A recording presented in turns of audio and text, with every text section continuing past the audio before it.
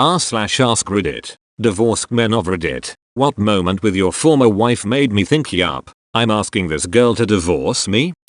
When she said, you didn't pray hard enough and that's why our son has cancer. That's why I'm sleeping with my prayer partner. Besides the narcissism, random violence and violent outbursts, it was her strange punishments. Her last one doomed her. My crime? I forgot milk on the way home from work so she didn't talk to me. Not one word. For a week. Pure bliss. For a week. When she asked if I was ready to apologize, I handed her the divorce papers. Why? Because you robbed me of solitude but provide me with no companionship. We were already not speaking. It was Thanksgiving. I knew she wasn't going to bother, but I made a turkey and whatever goes with turkey for my then 8-year-old daughter. I had the turkey out on the counter to rest after roasting. My beloved bride walked in, calmly threw the turkey in the kitchen trash can, and walked out. I had to take my kid to Ducking Golden Corral for Thanksgiving. That was it. I was done. Ducking hell. That's cold. She took Thanksgiving away from you and her own kid. If you can be objective, why was she so angry with you? Cold turkey. When we went on a family vacation and I hoped she'd sleep the entire time so I could have fun with our son.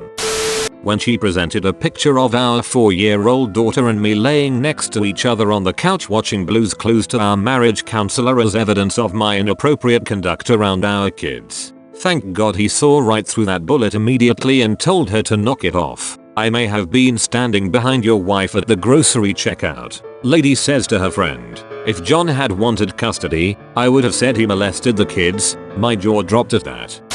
I was on deployment and she yelled at me for interrupting her family's celebration when I called on Christmas. Jesus. When the cops showed up and arrested me while I was washing dishes. Found out after being taken to the station that she had claimed that I had been beating on her and my 5-year-old son. Was acquitted in court a month or so later. The situation was so messed up that the cops actually testified on my behalf. I was working on a mother-daughter scrapbook as a Christmas present for her. Was going through her Google Photos account looking for pics of them together. Came across a selfie she took with some dude laying on her. Confirmed her second affair. Knew it was over the moment I saw it. That has ducked me up pretty good. When I came to the sad realization that we were just good roommates and had been like that for years. We have been divorced for almost 10 years and she is one of my favorite people in the world. We just weren't supposed to be married. This is such a good answer. Divorce isn't always this horrible event triggered by a bad incident. Sometimes it's just not the right kind of love. My neighbor's wife screaming putana downstairs after she caught my bride and her husband ducking in front of the fireplace. This happened to one of my parents' friends. Both couples did a swap and are now happily married. When she informed me she was cheating on me and leaving me for that guy K. That guy was engaged. Not to her. Oddly enough, he did not break off his engagement. Edit. I'd like to add this was 6 months into our marriage. Together for 3 years. But that last 6 months she couldn't keep it together. When a friend's wife said to me, you know your wife is sleeping with my husband. That's a pickup line if I ever knew one. I mean, we might as well. Her. I can't live in this house anymore. It's not in a major city. Me. We're less than an hour away from one. Also, I inherited this house. It costs me nothing but upkeep. Also, I pay every bill. You work 6 hours a week and have 1 class. Where do you get off demanding anything? Her. Buy me a new house or we're done. Me. Get the duck out of my house. 15 years in, and I find texts on her phone. Completely blindsided. No clue she had it in her to cheat. Told me it was just texting.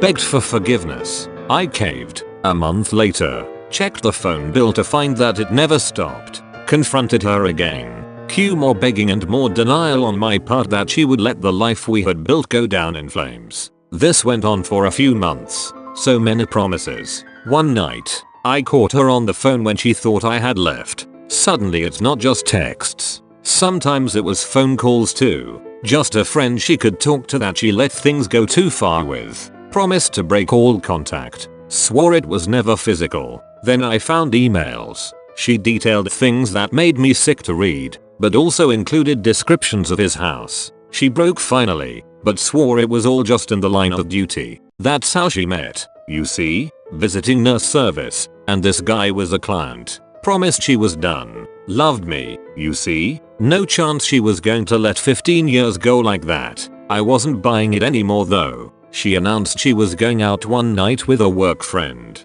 Promised they were only going to the bar, then she'd be home. Maybe late, but not too late. She had taken over her own phone account by then, but wasn't bright enough to understand that Google Latitude was still showing me where she was, and I wasn't about to show my hand. She kissed me goodbye and beelined right for his house, and was there until the wee hours of the morning. Once I knew where she had headed, I called her dad and my best friend to keep me from doing anything dumb. I will love them both forever for keeping me calm while my world went ducking insane all around me. My father-in-law offered to stay with the kids and wait for her to get home. Around 3 AM, while couch surfing my buddy's place, she sent me a nasty text asking where the duck I thought I was. I texted her a screenshot of her little GPS dot at her boyfriend's and let her know I'd be sending her some paperwork soon. When she staged a robbery of our house so she could pawn all of mine for drug money. Finding her, on Christmas Eve, still sexting a co-worker whom she claimed she was no longer in contact with, having been busted sexting him previously. Also, I cleared out of there like a blackjack dealer. Ho ho ho.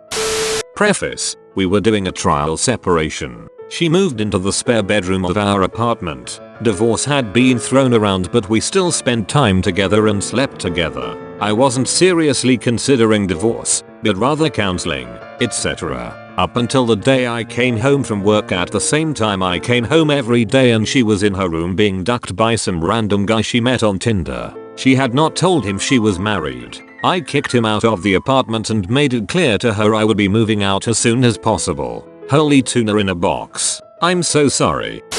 When she physically attacked me in front of our then 11-year-old son, I'd been pondering the idea for a while. That was the clincher.